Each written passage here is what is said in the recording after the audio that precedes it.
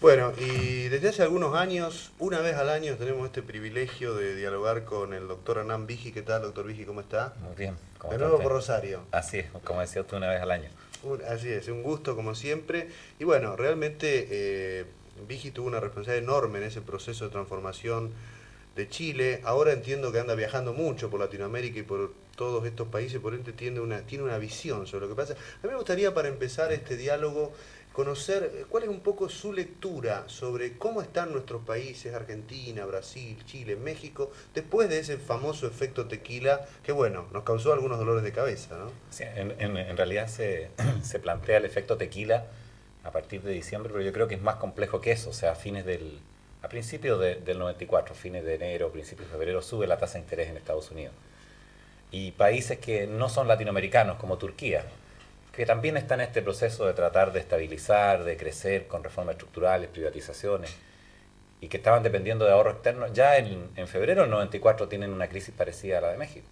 O sea que no fue solo Latinoamérica, No, también Turquía y otros países. países que yo diría que cumplen algunos requisitos como lo que está cumpliendo Latinoamérica. Otros, como los países del sudeste asiático, los de Europa oriental, no vivieron ese proceso del efecto tequila en forma muy importante. Solo un pequeño efecto alrededor de la fecha en que México devalúa en algunos países de Asia, como Filipinas o Malasia. Pero básicamente lo que yo leo dentro de Latinoamérica es que Latinoamérica entera está tratando de cambiar sus políticas económicas después de décadas de estar equivocada. Y en eso yo soy optimista. Yo soy optimista hoy día, diría más optimista que la mayoría de la gente después del efecto tequila, como dice usted. En el sentido que antes del efecto tequila yo veía un optimismo exagerado. Por ejemplo, para la Cumbre de las Américas me tocó conversar con personas que participaban ahí y decían, mire, ya no tenemos más que hablar de economía, si todo lo de la economía está resuelto, ahora tenemos que hablar de otras cosas. Y los hechos nos mostraron que eso era incorrecto.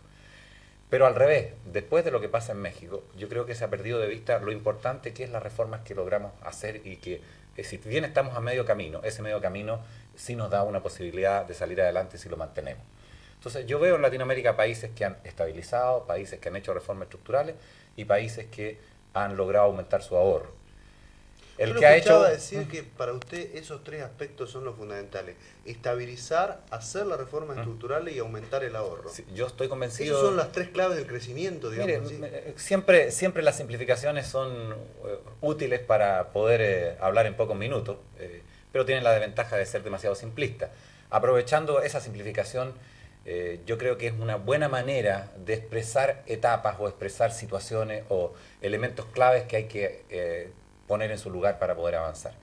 Y usted me preguntaba qué pienso de algunos países latinoamericanos. Yo pienso que hay algunos que han hecho las tres cosas, otros han hecho las primeras dos Las o tres una. cosas Chile nada más. Chile ahora, efectivamente hasta ahora, o sea, yo en esto soy incluso más, creo que hay que mirar las cosas más a largo plazo. Hasta ahora Chile efectivamente ha logrado hacer las tres cosas, después de haber casi fracasado, ¿no es cierto?, a principios de los 80, después de haber estabilizado y estructurado razonablemente la economía, por no haber aumentado el ahorro, esa es mi perspectiva. Casi sufrimos un retroceso que hoy día nos podría tener peor que muchos otros.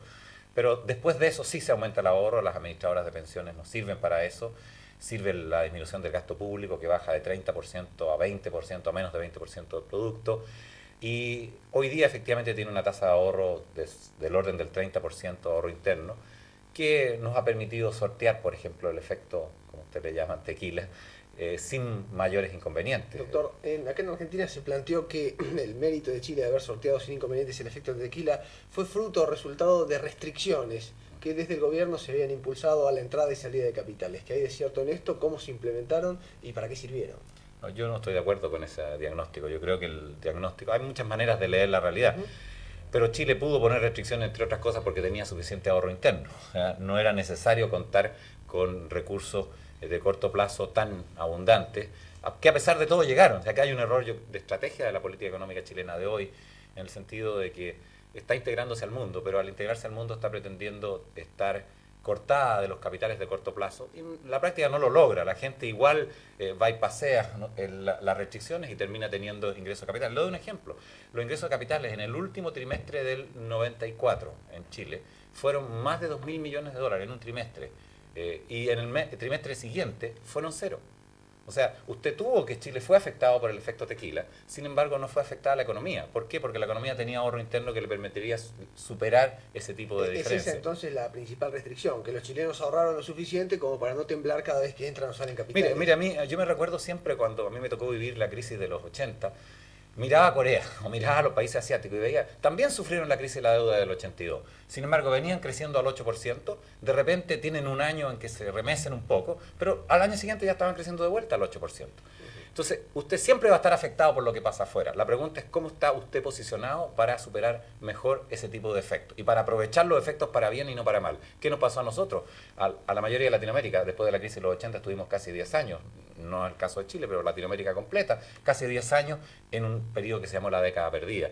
Ahora, ¿qué veo yo en Latinoamérica respondiendo a la pregunta que se me hacía? Países como Brasil que recién están estabilizando. Yo creo que recién están en esa etapa. Vemos que ahora cumple un año, ¿no es cierto?, el programa del Plan Real y están poniendo todavía en su lugar algunas piezas que necesitan para asegurar la estabilidad.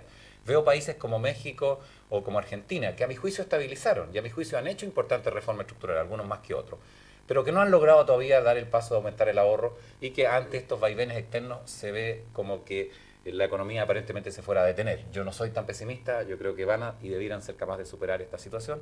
Y veo otros países como, podríamos decir, Venezuela, que intentó avanzar y finalmente ha retrocedido al punto cero. O sea, hoy día está teniendo que volver a estabilizar y volver a hacer la reforma estructural inicial. Una pregunta adicional con relación a lo que usted dice. ¿Cuánto tiene que ver un buen comercio internacional? Es decir, con todo el mundo muy abierto y con mucho intercambio de exportaciones e importaciones para evitar que las entradas y salidas de capitales de índole monetario o financiero, como se llama en Argentina, perjudiquen. No, yo lo que veo es que es cada vez más claro. Existían dos tendencias, ¿no es cierto? Una tendencia que era la que teníamos nosotros hasta hace algunas décadas atrás y se cambió a principios de esta década, de que para aislarse de los problemas del mundo, lo que precisamente usted me preguntaba, lo que había que hacer era estar aislado del mundo. ¿Ah? Vivir con lo nuestro. Claro, y resultó, la paradoja de eso es que el que pretende vivir cerrado y aislado del mundo, al final vive peor, porque lo afecta aún más gravemente lo que pasa en el mundo, porque termina dependiendo de una o dos cosas, termina dependiendo a lo mejor de los pequeños flujos de corto plazo o termina dependiendo de la exportación, como en nosotros era de cobre o como en Venezuela de petróleo o como en otro país podría haber sido en un momento de café u otros productos. Entonces, la práctica muestra que mientras más integrado está usted, mientras más comercia con el mundo, mientras más relacionado está, más fácil es por un efecto que es este efecto portafolio, ¿no es cierto?, el poder compensar las variaciones negativas en una cosa por positivas en otra. Esto vale para los países desarrollados y no solo para los países en desarrollo. Si usted mira, por ejemplo, cuando se desarrolla Japón y Alemania, el crecimiento de las exportaciones de Japón y Alemania fue más del 15 al 17% en volúmenes anuales. O sea, todos los años crecieron las exportaciones entre 15 y 17% en volumen por 25 o 30 años. O sea, nos damos cuenta que incluso, como se piensa, países muy grandes, como puede ser, ¿no es cierto?, un país como Alemania, con una gran población y un gran producto per cápita, dependen también de poder interrelacionarse con el mundo. Vamos a ir a una pequeña pausa y enseguida vamos a seguir conversando en a fondo con Hernán Vigi, como dije, para muchos el hombre que hizo el milagro económico en Chile.